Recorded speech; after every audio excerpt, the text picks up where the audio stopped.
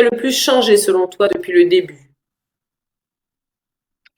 Ce qui a pu changer, c'est plutôt la méthodologie. C'est que avec la stratégie des 5 comptes, ça me permet de mieux organiser mes dépenses. Et le fait de dissocier, ça me permet de vraiment gérer au mieux les dépenses, voir ce qui est prioritaire, ce qui est à organiser, et enfin, ce qui est essentiel et ce qui l'est moins.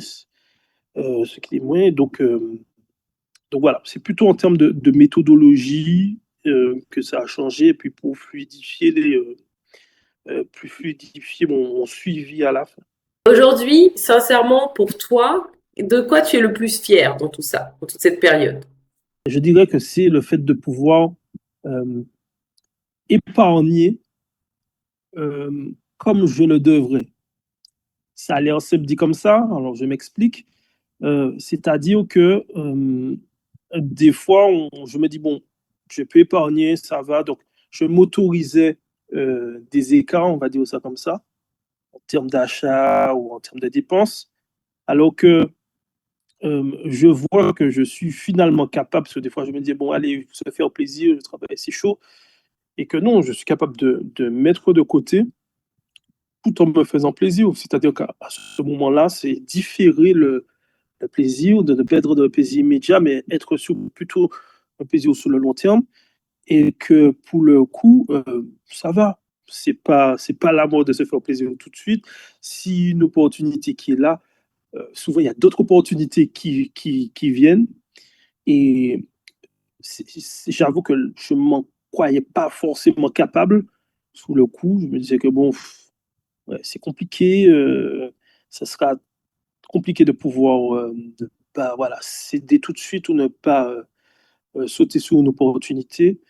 Alors que non, des fois, il y a de meilleures opportunités qui viennent. Donc, vraiment, il faut pas avoir peur de différer le plaisir. Et voilà, j'avais cette crainte-là et j'ai vu que j'étais en capacité de le surmonter. Et ça aussi, pour moi, c'est ma victoire. Ça, c'est une belle victoire pour moi. Et tu apprécies même quand la dépense arrive, limite, vu que tu as attendu, tu as réfléchi, tu l'apprécies d'autant plus. C'est Oui, c'est vrai. C'est vrai, c'est vrai.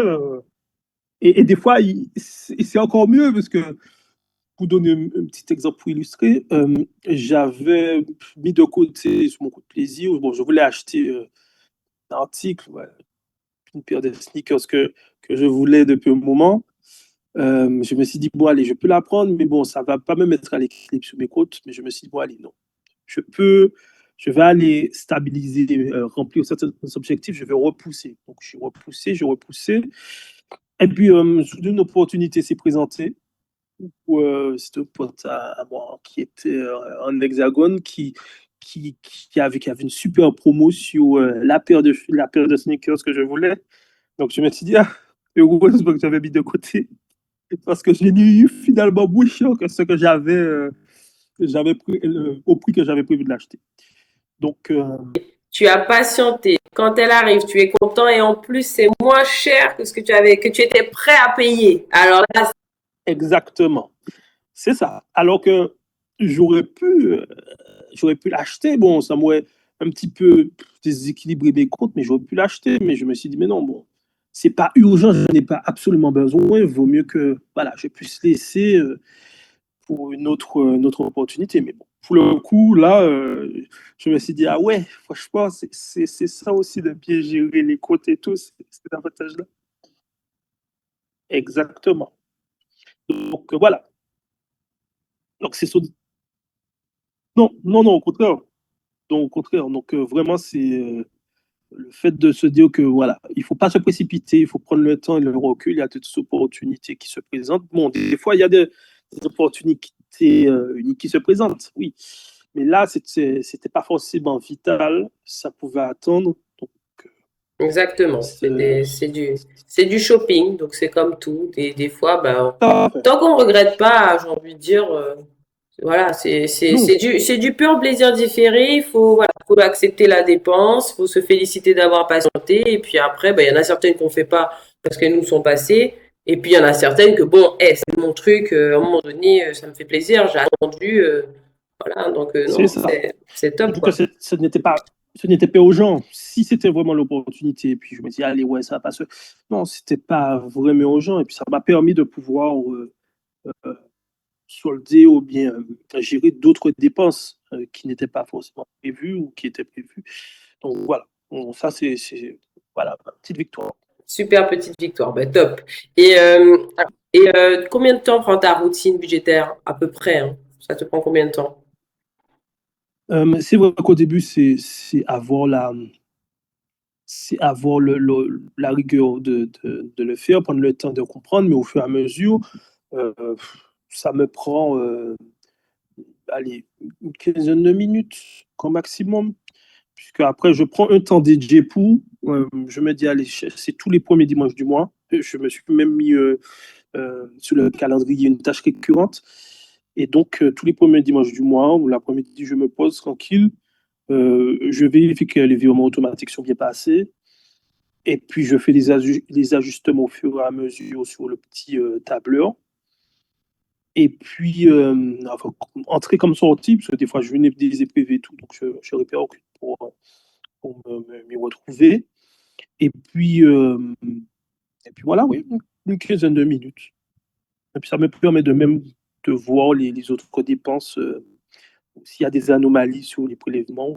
Mhm. C'est un temps face à face avec soi-même, hein, face à face avec sa consommation. Et puis, ça permet de dire, ah oui, ça, mais attends, peut-être que ça, je vais m'y pencher, c'est justement ça. Enfin, voilà, on peut pas regarder chaque ligne et tout gérer en un mois, mais à un moment donné, au fur et à mesure, Bon. maintenant que la routine est là, t'en as certaines où c'est sûr que tu ne pourras rien enlever, rien changer. Et puis, il y en a d'autres, tu te dis, bon, peut-être Mhm. ce mois-ci, je me chauffe un peu et je vais peut-être enfin aller appeler tel ou tel organisme, par exemple. Ok, que j'ai préparé pour toi ton message que tu m'avais envoyé au tout début de l'accompagnement. Alors, je vais te le lire quand même, hein. Ma gestion financière est encore approximative et je veux optimiser mes budgets pour réussir à épargner sans piocher dans mes économies au moindre imprévu.